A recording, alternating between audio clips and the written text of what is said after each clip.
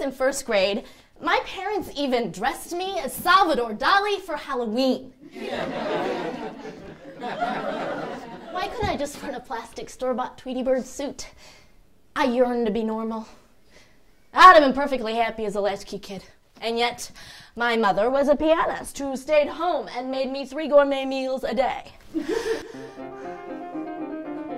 Honey, if you're hungry, there's cocoa van in the fridge. In our house, if it wasn't culturally stimulating, it just wasn't in our house. We watched exclusively Sunday Morning with Charles Kuralt and Cosmos with Carl Sagan. While other kids were out rebelling by drinking and smoking, I was sneaking sitcoms.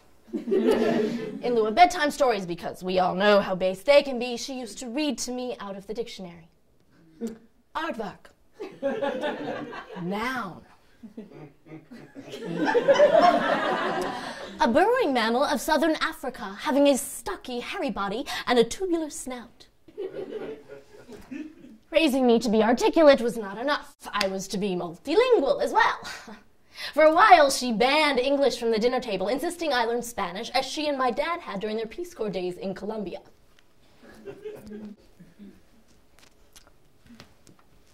Mija,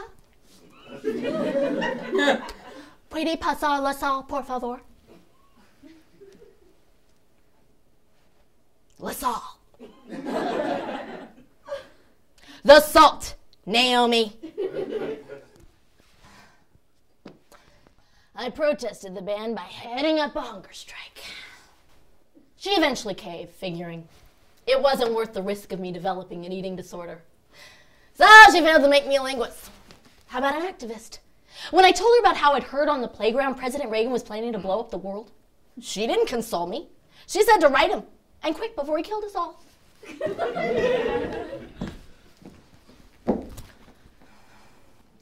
Dear President Reagan, I learned you collect taxes to blow up the world.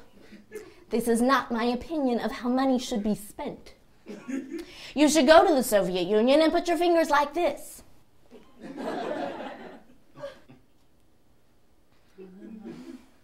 I know this is not a good picture, but I cannot draw hands. Please write back and use your fingers. He used his fingers all right. And though I was still 9 years away from being able to vote, my mom declared victory. She'd successfully raised me to be socially aware. My dad wasn't any less quirky, a true Renaissance man of our time. He's a nationally ranked tennis player, hockey goalie, criterium cyclist, motorcyclist, architect, professor, potter, jeweler, basket maker, wine connoisseur, gourmet chef, and classical music aficionado. He used to win his tickets to the symphony every week by playing Name That Composer over the airwaves with the classical music DJs. Yes. Yes, that was Gustav Mahler's Das Lied vom Verde. Right again, Mr. Grossman. Tickets are at will call. I just thought we had a season pass.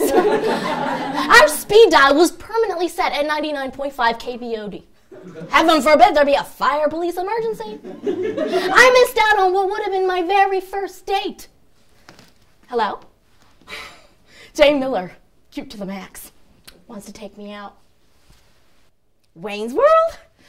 I'd love to. Let me check. Dad, can I go to the movies tonight? Yeah, I know Berlioz is on the program, but this is a significant piece of filmmaking, Dad.